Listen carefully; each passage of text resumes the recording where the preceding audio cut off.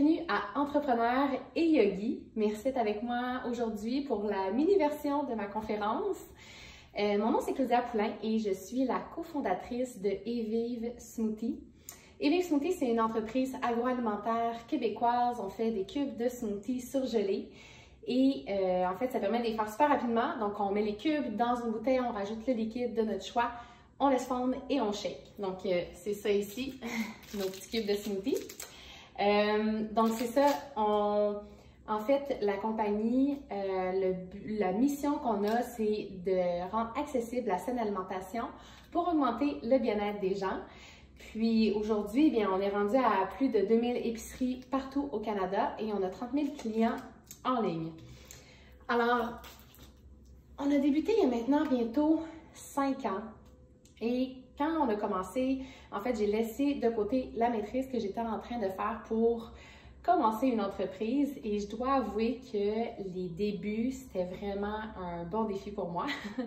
J'étais complètement dans un environnement qui était nouveau. Puis, quand j'étais à l'université, j'ai vraiment découvert tout un nouveau monde, le monde du bien-être. J'ai commencé à faire du yoga, j'en faisais tous les jours, de la méditation également.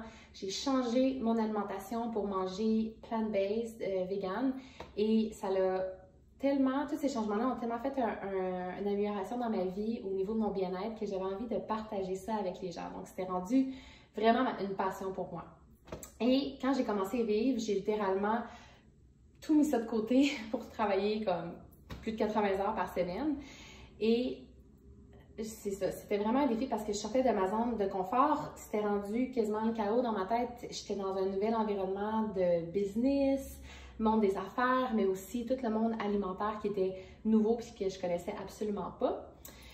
Et c'est là que j'ai perdu mon équilibre que j'avais tant travaillé à développer dans ma vie.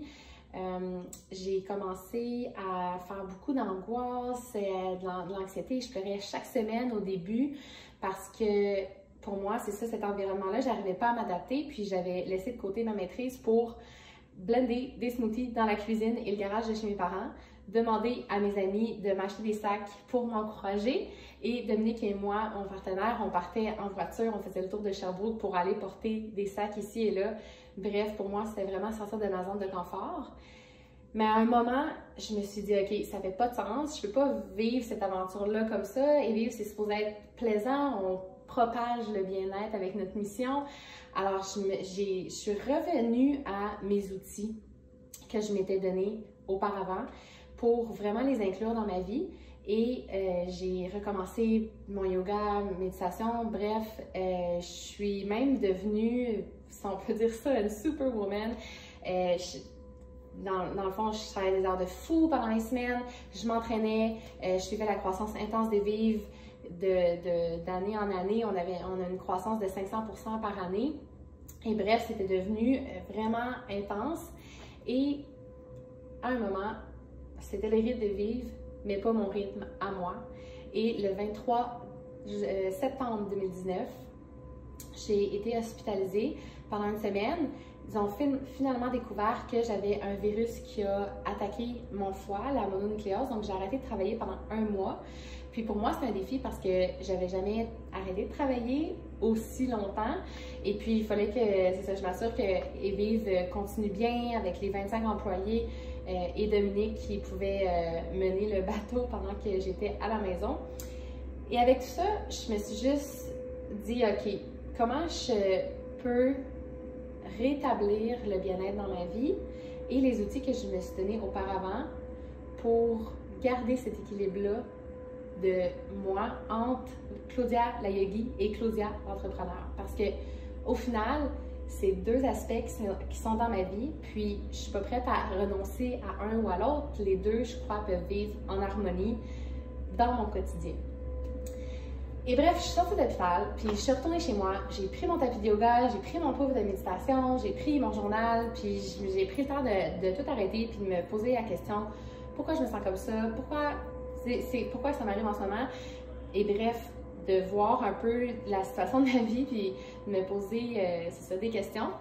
Et c'est sûr que je pense que je suis pas la seule, mais souvent, j'ai un plan et moi j'avais un plan dans la vie, c'était d'aller à l'université, de travailler avec des gens en difficulté, d'aller, de me marier, d'avoir une maison et bref, tout ça, ça n'a pas eu lieu puis c'est parfait comme ça, mais c'est ce genre de résistance-là dans mon mental qui crée des résistances dans ma vie et j'ai décidé de laisser un peu aller ça, puis j'avais justement le temps de pouvoir à la maison réfléchir à tout ça.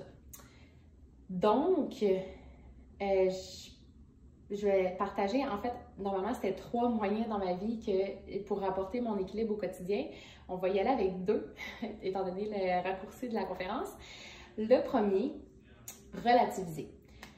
Pourquoi relativiser? C'est tellement important pour moi, puis j'utilise ça chaque jour. Je prends le temps de vraiment prendre un pas de recul sur ma situation, des fois sur qu'est-ce qui se passe dans ma vie, pour me dire, OK, peut-être que ça ne fonctionne pas, mais je suis vraiment capable quand même de reconnaître les choses qui fonctionnent dans ma vie, puis d'être reconnaissante de qu'est-ce qui se passe aussi dans ma vie.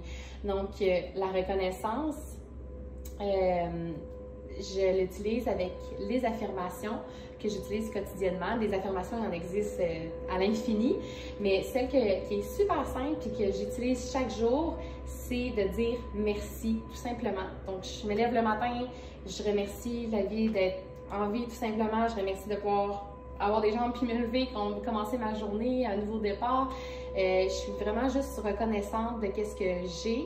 Donc, dire merci tout au long de la journée ou lors d'une méditation. Ça, c'est vraiment quelque chose que j'aime faire, mais aussi voir qu'il y a des opportunités dans des situations parfois qui peuvent paraître comme étant, qui sont plus difficiles ou qui peuvent paraître négatives au préalable. Donc, par exemple, ma mononucléose, quand que je l'ai eue, au début, c'est sûr que j'étais pas super heureuse à l'idée de dire que là, je sais pas combien de temps ça va durer, parce que je vais être à la maison pendant 6 mois, et bref, ce que réellement ça m'a apporté dans ma vie, c'est que ça m'a obligée de prendre un pas de recul puis de me dire, OK, en ce moment, il y a quelque chose qui ne fonctionne pas. Puis, voyez-vous, avec cette situation-là, j'ai pris le temps de mettre sur papier faire un peu ménage dans ma vie avec Evie, qu'est-ce que je veux mettre de côté, qu'est-ce que vraiment je veux me concentrer, quelle tâche et rôle je vais avoir chez Evie pour vraiment me faire vibrer. Donc, voilà, une expérience au début qui peut paraître négative, mais qui finalement apporte une opportunité. Donc, ça, c'est mon premier moyen, là, en raccourci, relativiser. Et le deuxième moyen, le détachement.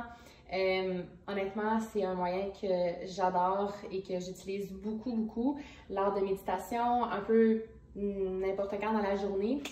Mais le détachement, ça permet de créer une distance entre qu'est-ce qui se passe à l'extérieur et moi-même.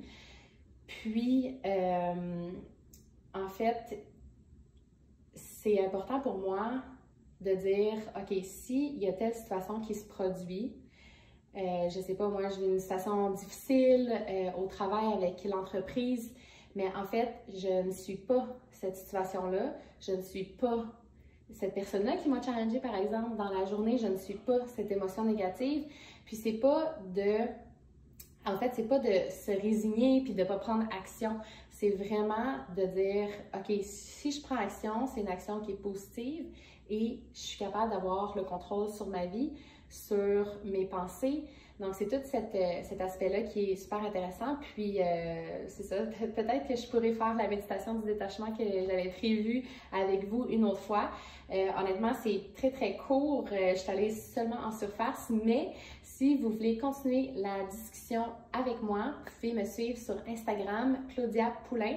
Puis, ça va me faire plaisir d'en jaser avec vous. C'est quoi vos moyens à vous pour retrouver l'équilibre dans votre quotidien? Puis, merci énormément d'avoir pris le temps d'écouter ma mini conférence et on se voit bientôt. Merci, bonne journée.